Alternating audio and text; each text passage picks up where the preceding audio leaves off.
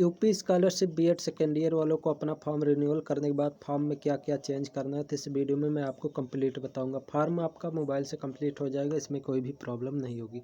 तो स्कॉलरशिप के वेबसाइट पर यहाँ पर लॉगिन करने के बाद इस डैशबोर्ड पर आ जाएंगे। यहाँ पर देखिएगा आपका सारा कुछ यहाँ पर पर्सनल जानकारी जैसे कि रजिस्ट्रेशन नंबर, कॉलेज का नाम और डेट ऑफ बर्थ शो होगा। तो यहाँ पर आने के बाद अगर आप मोबाइल से कर रहे हैं तो यहाँ पर देखिएगा सबसे किनारे पर यहाँ पर 3 लाइन आपको दिखाई देगी, इस पर क्लिक कर देना होगा। जैसे इस पर क्लिक करेंगे देखिएगा यहाँ पर कई ऑप्शन खुल करके आएंगे। यहाँ पर देखिएगा प्रमाणीकरण है तो आधार नंबर डालें, तो इसे आपने कर लिया है तो ठीक है, नहीं किया है तो यहाँ पर आधार नंबर डाल करके OTP आएगा, उसे डालकर सबमिट कर देंगे। इसके बाद यहाँ पर प्रमाणीकरण हो जाएगा। मोबाइल नंबर डाल करके इस पर क्लिक करने के बाद OTP आएगा, वो इसका भी प्रमाणीकरण हो जाएगा, सत्यापन हो जाएगा। इसके बाद NCPI सत्यापन है तो इस पर भी क्लिक करेंगे तो ऑटोमेटिक हो जाता है। इसके बाद देखिएगा यहाँ पर चेंज करने के लिए आपको सेकेंड ईयर के फॉर्म में क्या चेंज करना है। यहाँ पर नवीनीकरण आवेदन पत्र को संशोधित करें, जो यहाँ पर दिखाई दे रहा है, इस पर क्लिक करेंगे तो यहाँ पर चलिए हम इस पर क्लिक कर देते हैं।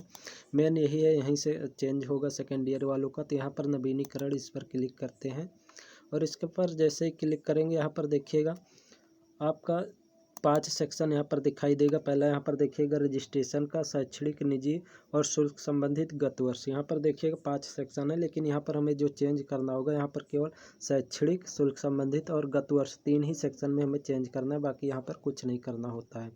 यहाँ पर देखिएगा रजिस्ट्रेशन वाले विवरण में यहाँ पर आपका पर्सनल जानकारी शो होगा, तो यहाँ पर कुछ नहीं करना है, यहाँ पर कुछ चेंज नहीं होता है। यहाँ पर आपको आना होगा, यहाँ पर देखिएगा एक ऑप्शन दिखाई दे रहा है शैक्षणिक का, इस पर क्लिक कर देना होगा। जैसे ही इस पर क्लिक करेंगे, चलिए हम क्लिक कर देते हैं।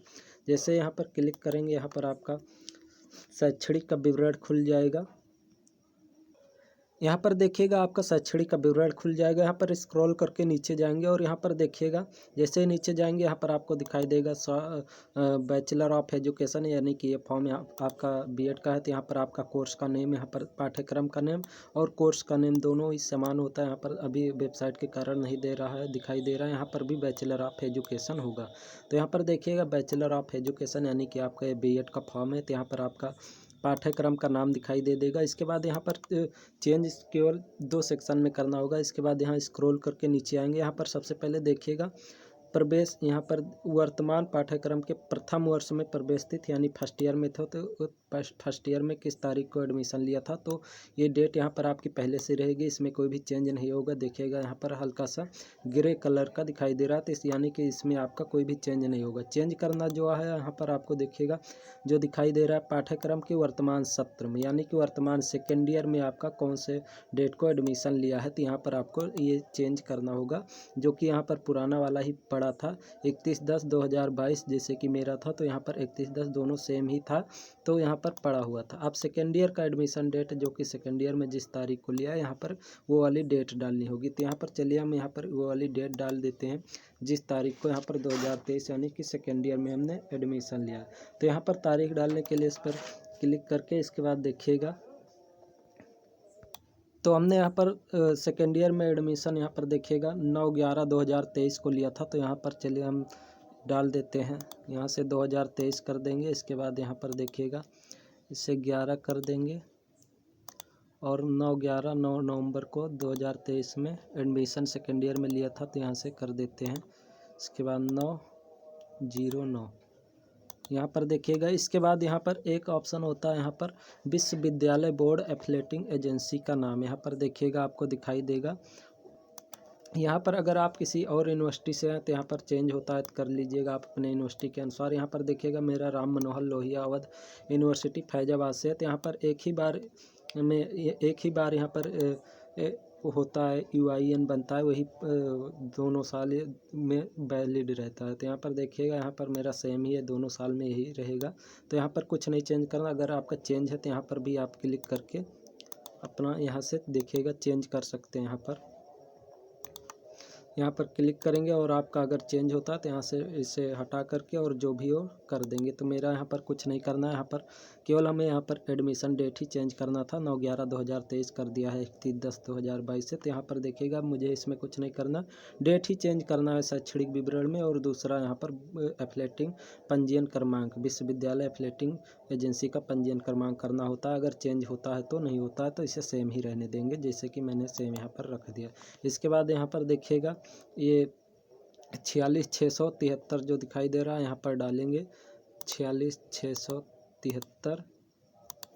और इसके बाद यहाँ पर देखिएगा इस चेक बॉक्स पर क्लिक करेंगे और यहाँ से सबमिट पर क्लिक कर देंगे। जैसे ही सबमिट पर क्लिक करेंगे देखिएगा यहाँ पर सबसे ऊपर में यहाँ पर आपका दिखाई दे देगा।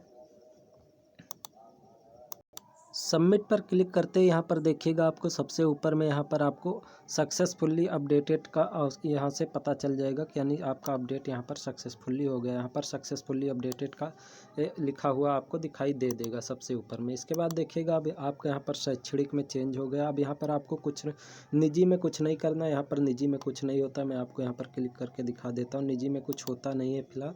यहाँ पर आपका कुछ चेंज नहीं करना है। छात्र छात्रा के पिता साक्षर हैं, नो यहाँ पर है, इससे कुछ नहीं करना है। अगर आप करना चाहें तो यहाँ पर देखिएगा कर भी सकते हैं, लेकिन ये कोई ज़रूरी नहीं है। तो यहाँ से मैं कुछ नहीं करूँगा, यहाँ पर इसे सेम ही रहने देते हैं, यहाँ पर कुछ नहीं करना होता है। इसके बाद शुल्क संबंधित पर यहाँ पर क्लिक करेंगे और यहाँ पर देखिएगा आपको शुल्क संबंधित पर क्लिक करते हैं शुल्क संबंधित विवरण यहाँ पर आपका खुल जाएगा। यहाँ पर देखिएगा शुल्क संबंधित विवरण।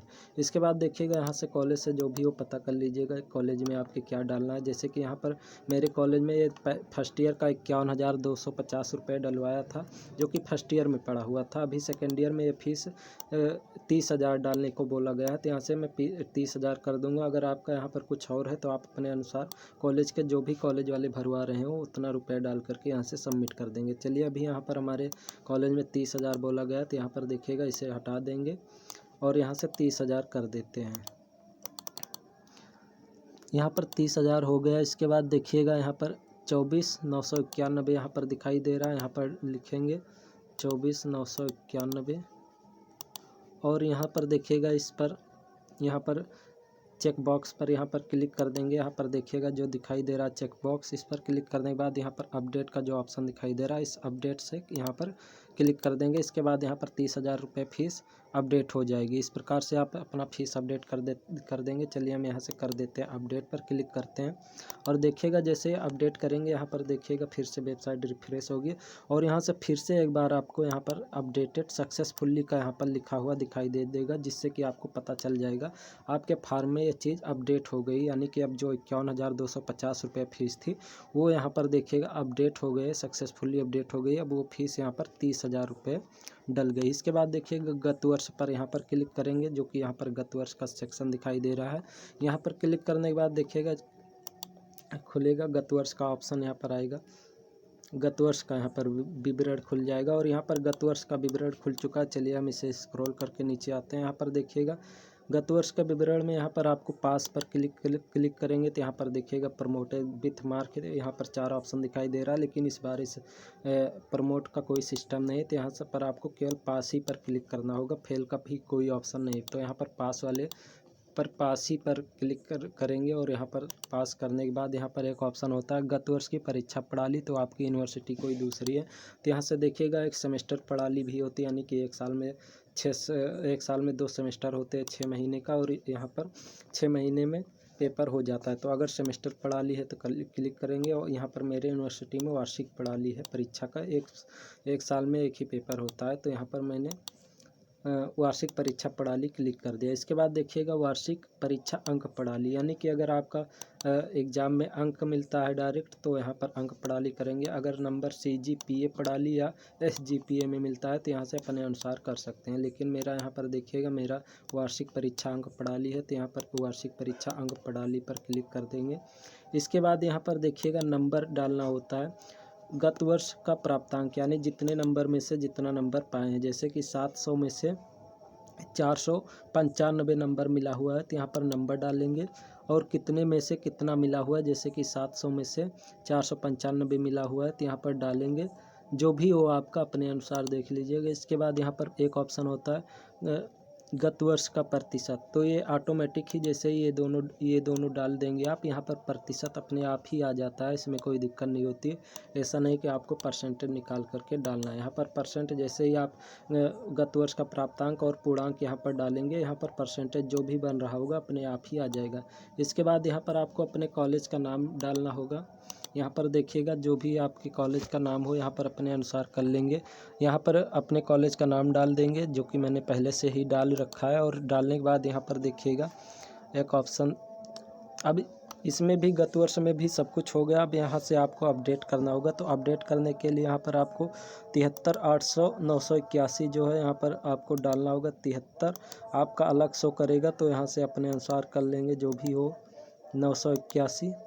और यहाँ पर क्लिक करने के बाद यहाँ पर चेक बॉक्स पर क्लिक करेंगे और यहाँ से फिर से अपडेट पर क्लिक कर देंगे। जैसे ही अपडेट पर क्लिक करेंगे देखिएगा यहाँ पर अपडेटेड सक्सेसफुली का यहाँ पर दिखाई दे देगा। अब यहाँ पर जो कुछ भी चेंज करना था हो गया। अब आपको कुछ भी इसमें चेंज नहीं करना। अब आपको चेक वाला फॉर्म निकालना है जो कि कॉलेज में चेक करवाना है या खुद से भी कर सकते हैं।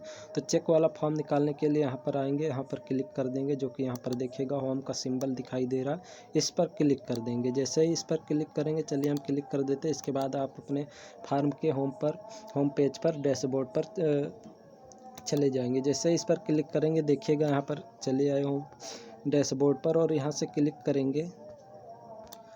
अब यहाँ पर हम क्लिक करेंगे, यहाँ पर फिर से 3 लाइन पर क्लिक करेंगे और देखिएगा यहाँ पर अब यहाँ पर एक ऑप्शन देखिएगा यहाँ पर आपको दिखाई दे रहा होगा जांच हेतु आवेदन प्रिंट, यहाँ पर आपको क्लिक करना होगा। यही वाला प्रिंट का जांच वाला प्रिंट, इस पर क्लिक करेंगे। इसके नीचे होता है फाइनल सबमिट का, उस पर नहीं करना है। उस पर कर देंगे तो आपका कोई भी अगर गलत जानकारी डाले रहेंगे तो चेंज नहीं होगा।